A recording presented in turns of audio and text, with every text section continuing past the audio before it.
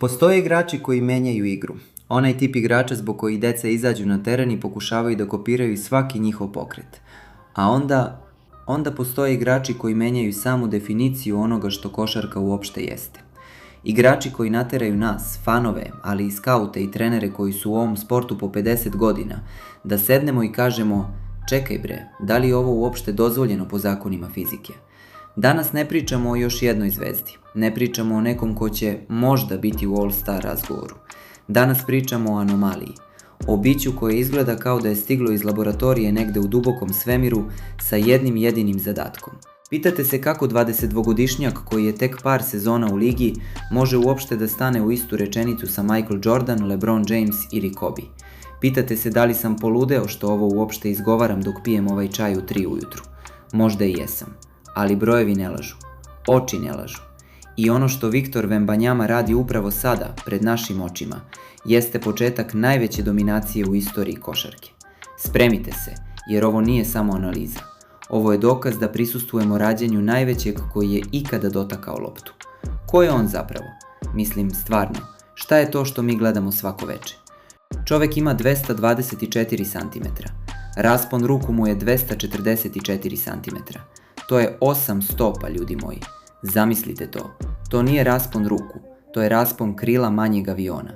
Ali nije stvar u visini. Imali smo mi visoke igrače i ranije. Imali smo Bobana, imali smo Yao Minga, ali nismo imali ovo. Wemby se kreće kao da ima 190. On dribla loptu kroz noge u tranziciji, baca šamgot poteze i onda, u istom napadu, ode na niski post i lupi rampu koja završi u 10. redu tribina. Ove sezone, 2025-26, Viktor beleži sulude brojke. Slušajte ovo pažljivo. 24.9 poena, 11.6 skokova i 3.1 blokada po utakmici. I to sve sa samo 22 godine.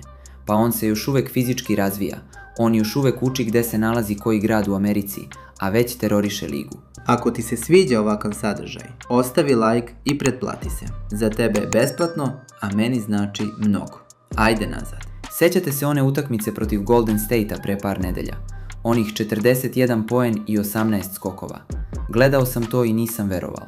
On je izgledao kao Kevin Durant koji je popio serum za rast od 10 cm, ali sa defanzivnim instinktima Hakima Olajuwona. To je taj cheat kod o kojem svi pričaju. On puca trojke kao bek, a kad krene ka košu, nema tog tela koje može da ga zaustavi bez faula. On je bukvalno košarkaška evolucija u ljudskom obliku. Hajde da na trenutak ostavimo emocije po strani i pogledamo istoriju. Gde su bili ostali velikani sa 22 godine? Michael Jordan je u tim godinama tek ulazio u svoje prave profesionalne vode, borio se sa povredama stopala i pokušavao da shvati kako da pobedi Celticse. Bio je neverovatan strelac, ali nije kontrolisao svaki aspekt utakmice kao što to Wemby radi sada. LeBron James je sa 22 godine odveo one prosečne Cavalierse do finala i tamo bio pometen. Bio je fizička zver, ali šut mu je bio, pa recimo klimav. Karim Abdul-Jabbar, dominantan, apsolutno, ali on je bio klasična petica. Nije izlazio na 8 metara da uzme step back trojku preko beka. Niko, ali apsolutno niko u istoriji NBA lige nije kombinovao ovoliku veličinu, ovoliku veštinu i ovoliku defanzivnu brutalnost u ovom uzrastu. Njegova ruki sezona je bila istorijska. 21.4 poena, 10.6 skokova i skoro 4 blokade. Ljudi, to su brojke koje neki Hall of Fame igrači nisu imali u svom prajmu, a on je od tada samo išao uzlaznom putanjom. Druga sezona, bolji. Treća sezona, još bolji. Taj napredak, ta trajektorija, to nije samo sreća, to je sudbina. Ako se ovaj trend nastavi, ako on nastavi da dodaje nove segmente svojoj igri svako leto, gde je granica? Nema je. On ne juri rekorde, on ih postavlja tako visoko da će ih sledeći alijen juriti za 50 godina. A sada, hajde da pričamo o onome što ga zaista izdvaja od svih ostalih. Odbrana. Ljudi, Wembanyamina odbrana je, pa recimo da je to umetnost. On je trenutno apsolutni favorit za odbrambenog igrača godine, Dipoj, i to 3. mesec za redom. U martu je imao prosek od 3,7 blokada i 1,3 ukradene lopte. Razmislite o tome. On ne samo da blokira šuteve, on menja čitave strategije protivničkih ekipa. Gledam bekove kako krenu u reket, vide Viktora i bukvalno se okrenu za 180 stepeni i vrate loptu na centar. To je strah. To je ono što su sejali Hakim Olajuwon ili Ben Volaš. Ali Viktor je viši, duži i, usudit ću se da kažem, pametniji defanzivno u ovim godinama nego što su oni ikada bili. On je sidro jedne od najboljih odbrana u ligi. Njegova sposobnost da brani pick and roll, gde može istovremeno da pokriva i beka sa loptom i centra koji rola ka košu, to je nešto što se ne uči. To je instinkt. Zamislite da je odbrana platno, Wembanyama je Picasso. On slika blokade tamo gde niko ne misli da je to moguće. On hvata lopte na vrhu table. On bukvalno može da stoji u reketu i da jednom rukom čuva dvojicu igrača. Ako je napad taj koji prodaje karte, Wembanyamina odbrana je ta koja donosi titule. I on to zna. Njegov fokus na defanzivu u eri gde svi samo žele da daju 30 poena je ono što ga čini posebnim. On želi da te uništi na oba kraja terena. Znam šta ćete mi reći u komentarima. Već vas vidim kako kucate. Ali brate, on nema prstenove. Gde su titule? Jordan ima 6. E pa, polako malo, prijatelji moji. Da mi je neko rekao da ću morati da objašnjavam osnove hronologije. Jordan sa 22 godine nije imao ni jedan prsten. 0. LeBron je prvu titulu uzeo sa 27. O čemu pričamo ovde? Wemby je tek počeo. Pritisak koji mu se nameće je nerealan, ali on ga nosi kao da je to najnormalnija stvar na svetu. Onda čujem, Jokić je bolji sada. Naravno da je Jokić bolji sada. Nikola je genije, on je u svom zenitu. On ima preko 30 godina i 100 bitaka iza sebe. Ali Wemby ima 22. Vreme je njegov najveći saveznik. Zamislite Viktora sa 27 ili 30 godina. Zamislite tu kombinaciju iskustva i ove fizičke dominacije. I ona večita priča o povredama. On je previše mršav, polomit će se. Da, propustio je par utakmica ove sezone zbog skočnog zgloba, ali medicinski tim Spursa kaže da nema razloga za brigu. Pa i Jordan je polomio stopalo u drugoj sezoni. Svaki veliki igrač je imao neke probleme. Wemby radi jogu, pazi na svoje telo više nego bilo ko drugi. On je projekat koji se gradi da traje decenijama.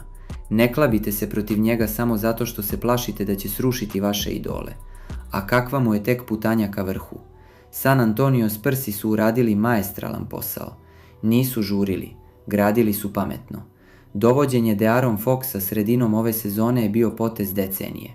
Foxova brzina u kombinaciji sa Wembyjevom veličinom, pa to je noćna mora za svaku odbranu.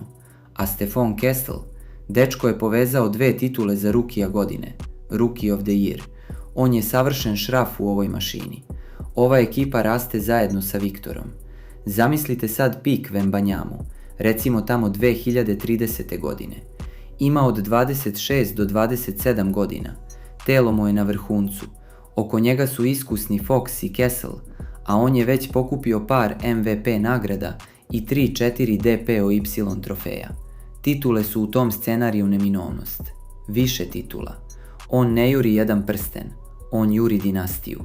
Njegovi statistički rekordi će biti toliko apsurdni da ćemo morati da izmišljamo nove kategorije. On će biti prvi igrač koji je regularno u 5x5 razgovoru svake druge večeri. To je nivo na kojem on operiše. To je put ka GOAT statusu. Ne kroz jedan blesak, nego kroz deceniju terora nad ligom. Na kraju dana, kada ugasimo svetla i ostavimo statistiku po strani, ostaje ono što osjećamo dok ga gledamo. Košarka je emocija, zar ne? A ono što Viktor donosi na teren je čista, nepatvorena magija. Mi gledamo nešto što se dešava jednom u generaciji. Ma šta pričam, možda jednom u istoriji čovečanstva. Nikada nismo vidjeli ovakav spoj elegancije i brutalne sile. Nikada nismo vidjeli nekoga ko toliko uživa u igri, a istovremeno je toliko ozbiljan u nameri da bude najbolji. Godinama od danas, vi ćete sedeti sa svojom decom ili unucima i pričati im: ja sam gledao Wembyja kad je tek počinjao. Sećam se te 2026. godine kad je počeo da lomi ligu. To je privilegija, narode. Nemojte biti oni hejteri koji propuste istoriju jer su previše zauzeti čuvanjem prošlosti. Michael je bio bog, LeBron je kralj, ali Viktor je nešto drugo. On je odgovor na pitanje koje nismo ni znali da postavimo. Gledamo čoveka koji će naterati svet da zaboravi sve što smo mislili da znamo o košarci. Zato, uživajte u svakom bloku, u svakom šutu sa jedne noge, u svakom pogledu koji uputi ka košu. Jer ovo što on radi, to nije samo sport, to je evolucija. A evolucija se ne može zaustaviti. Viktor Wembanyama nije samo budućnost košarke, on je njena konačna sudbina. I verujte mi na reč, kad se sve sabere i oduzme, kad se prašina slegne i kad on okači patike o klin, nećemo pričati o tome da li je bio najbolji u svojoj eri. Pričat ćemo o tome kako je bio najbolji koji je ikada kročio na ovu planetu. Tačka. Nema dalje.